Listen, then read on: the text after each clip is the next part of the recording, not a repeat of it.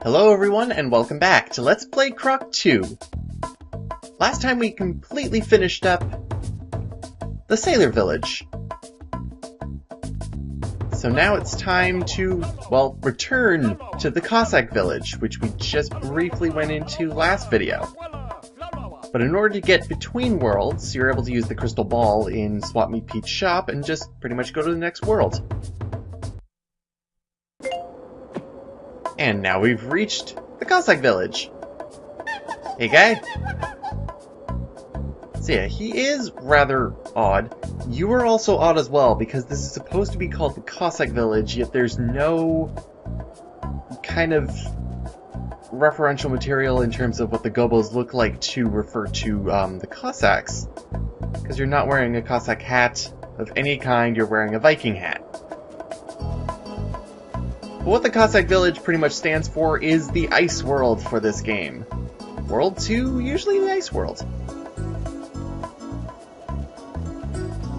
So let's take a look around.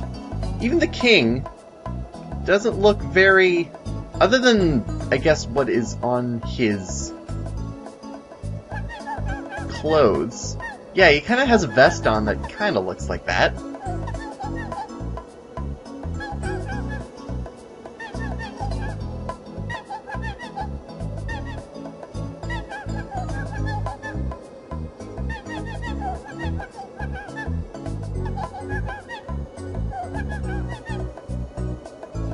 You get wonderful liquid sugar!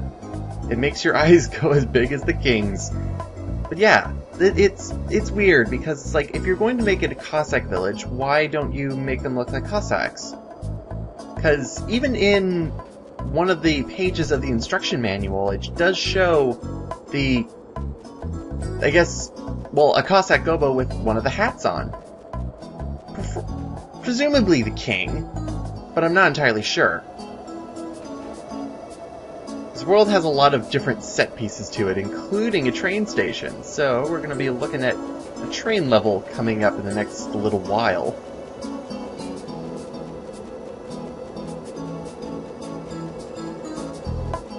But over here is the interesting bit. It's kind of a side quest for this game, which is pretty cool.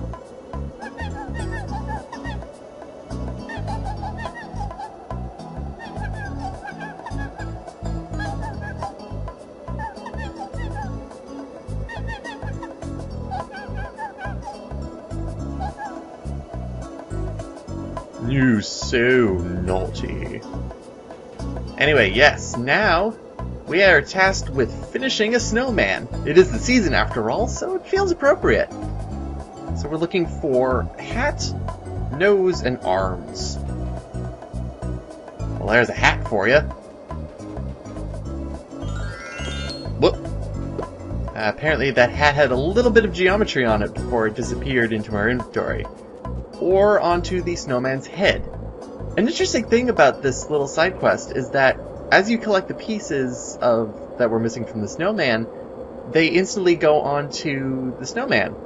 So you can just kind of see it being built up as you go along. So let's look around for the little pieces of the snowman that we're missing, and also get a sense of what we're going to be looking at in this world.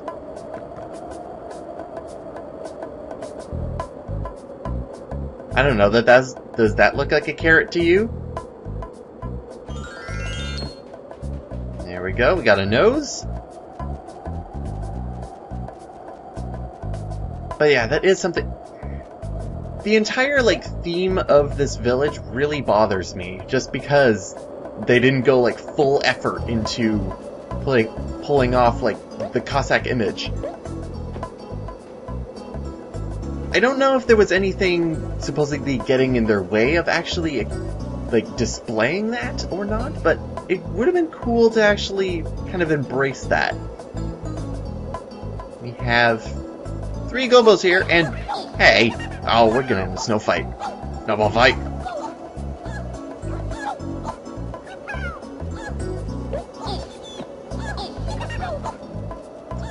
They apparently can't hit each other, and they're only interested in hitting us. tail swiping them doesn't do anything either. And this looks like an arm. Now, is that all we need? Because he did list off 3 things. I'm just gonna check on the snowman.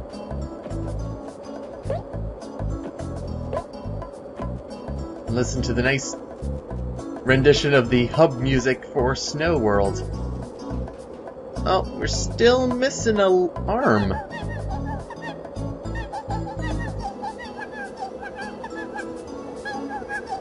And he doesn't say anything different. Alright, but we're still missing an arm, which is excellent detail that we need 2 arms. So there probably is in another area, but let's take a look at this tree first. I can't see the top of it because of, I guess, the clouds.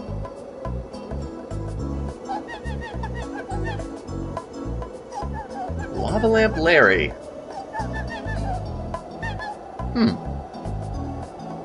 Well, in a cold place such as this, I guess it would be a good place to have someplace warm. In this world, too, Croc has some idle animations that actually show how cold he is, like that. But anyway, have to get my feelings about the Cossack village down. Like, if you're going to do a Cossack village or something that's around that area, then you should not have mistaken it for Vikings who are Scandinavian in origin, I believe. Because if you didn't know, the Cossacks were relatively originated from East Slavic people, namely southern Russia or Ukraine. They've been around for, well, centuries, dating all the way back to, like, the really early 16th century. There are plenty of different tribes of Cossack as well, more than I can name off the top of my head, but one way to differentiate them is because of the crown that they had on their Cossack hats, which was usually made out of fleece. Usually there was a crown and it had a different color. Either red, yellow, crimson, light blue, I think was another color. But they're relatively annoying little kids. But yeah, it's a cool people if you're ever interested in learning about another indigenous people. So now we collected that last arm, so let's go check out the snowman.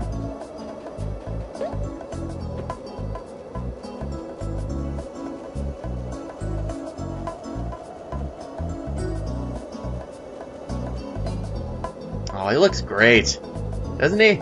That's the best snowman I have ever made. Woohoo!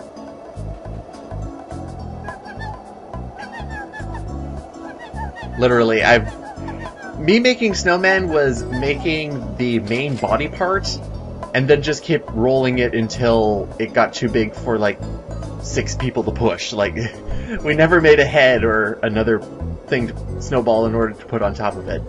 Wasn't our style. But for completing the snowman with the gobo, we are awarded 100 crystals in order to spend on levels. And speaking of levels, let's check out the special level for this world.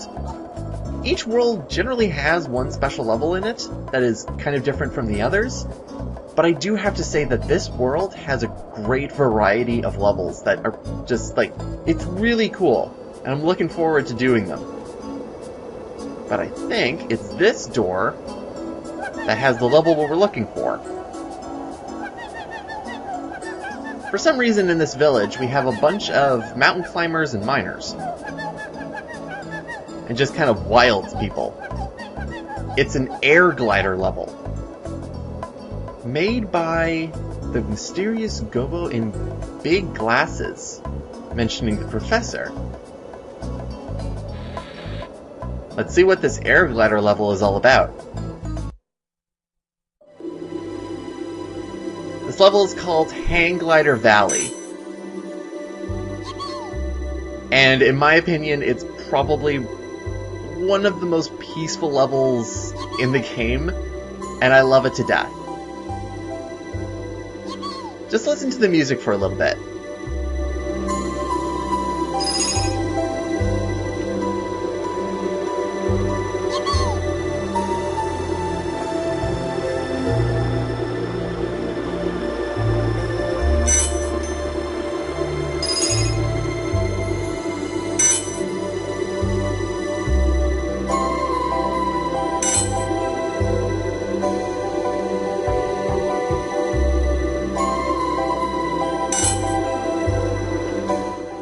music absolutely takes this level home for me. And it's just pretty much perfect. Just for something to just kind of do for like a minute. It's also an incredibly easy level too.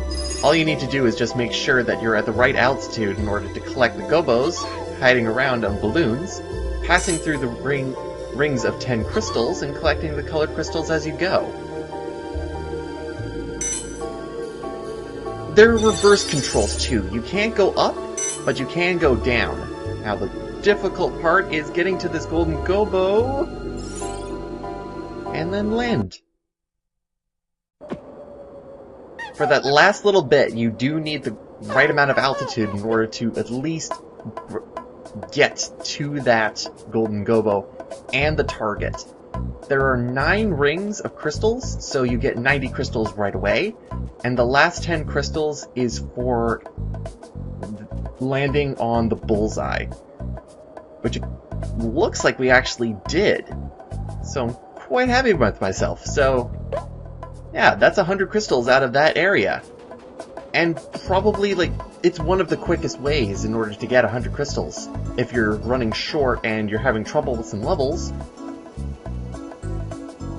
it's just a great level to do. Also, if you're a little bit frustrated with the game, go back to that level. Like, it's pretty much got a lot going on for itself, just being very therapeutic. But other than that, we've explored pretty much everything outside of the Cossack village. So next time, we're going to take on some of the levels. And we're going to get some good first impressions of what levels can look like later on in this game.